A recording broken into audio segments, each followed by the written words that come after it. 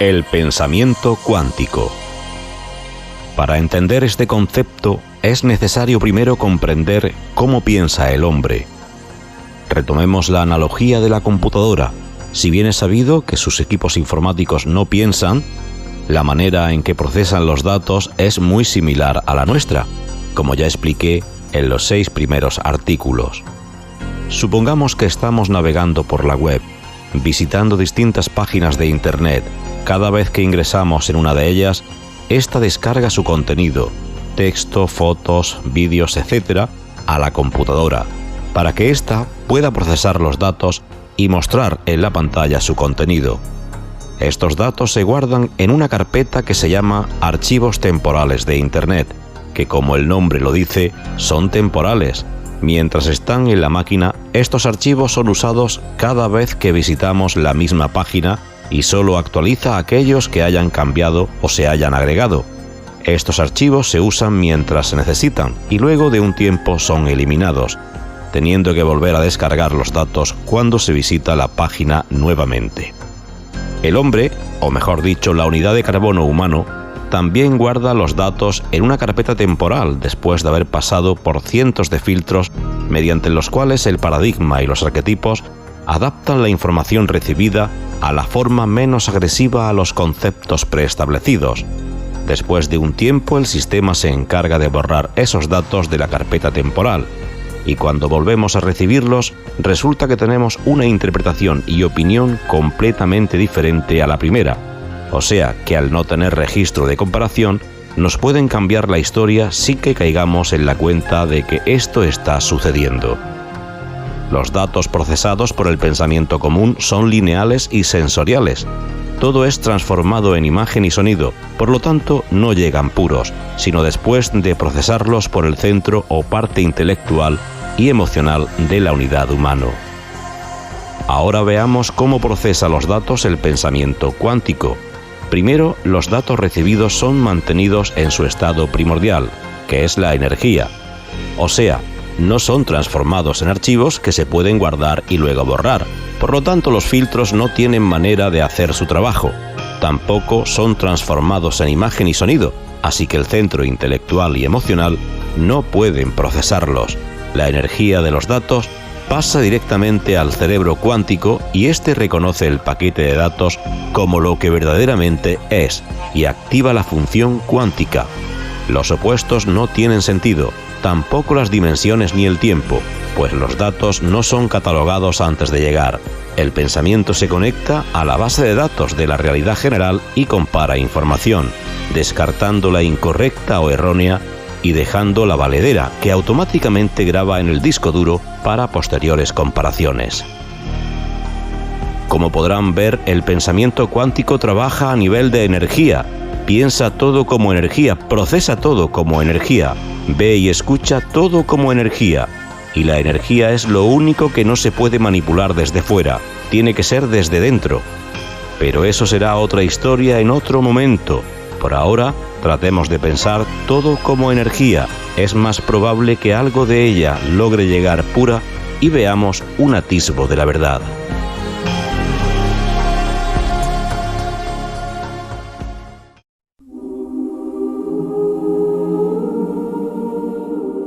Cada generación nace y crece en un contexto social diferente.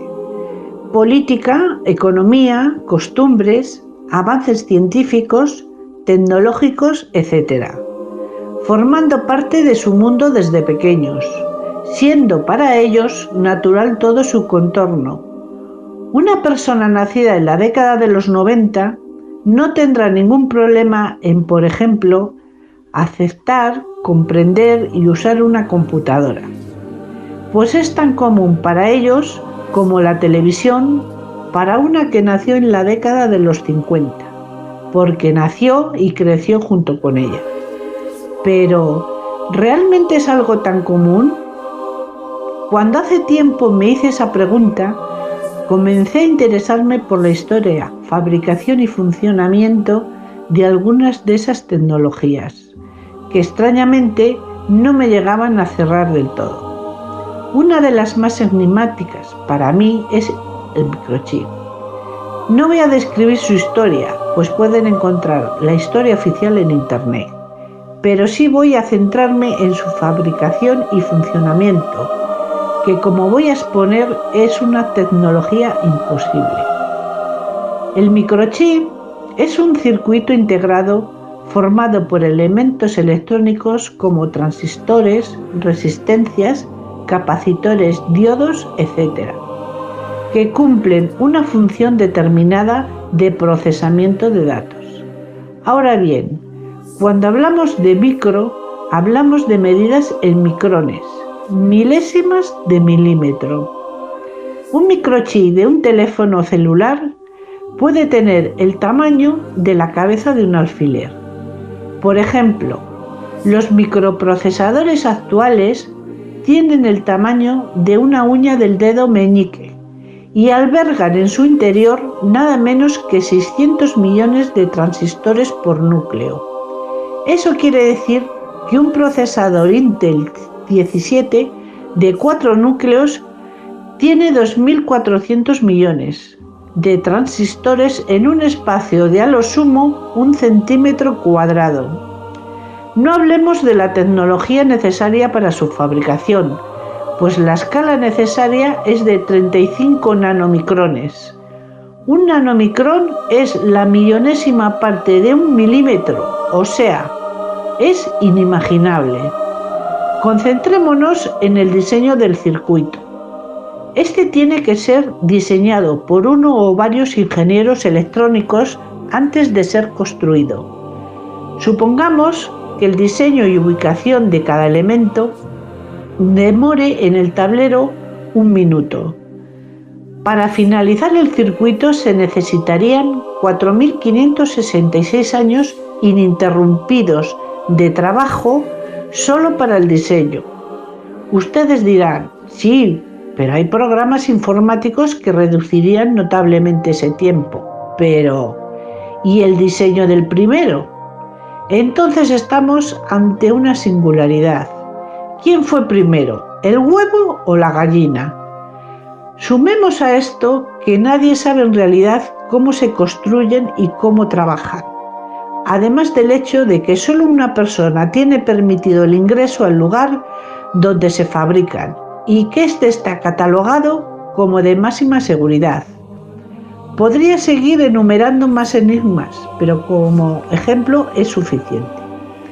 Con esto quiero mostrar y decir que el microchip, igual que otras tecnologías que vemos tan comunes, no fue inventado ni diseñado por el hombre. Cuanto más lo analicemos, más veremos que es una tecnología imposible. Saquen ustedes sus propias conclusiones. Si esta tecnología existe y se conoce, es seguro que ya es obsoleta comparada con la que mantienen en secreto y no dan a conocer. Igual pasa con muchas otras que se habla tanto en estos tiempos, como el HAARP, Programa de Investigación de Aurora Activa de Alta Frecuencia, tan relacionado ahora con las armas climáticas y causante de huracanes, terremotos y otros acontecimientos, que no dudo que sea así, pero seguramente nos entretienen con esto mientras usan otras mucho más poderosas y efectivas. La tecnología imposible está entre nosotros. La tenemos en nuestras casas, las llevamos en nuestros bolsillos, está en nuestros productos y nuestros alimentos, y no nos damos cuenta de ello, y que además no nos pertenece. Tal vez tendrán que preguntarse algún día, ¿a quién les pertenece? Y estar preparados para una inesperada respuesta.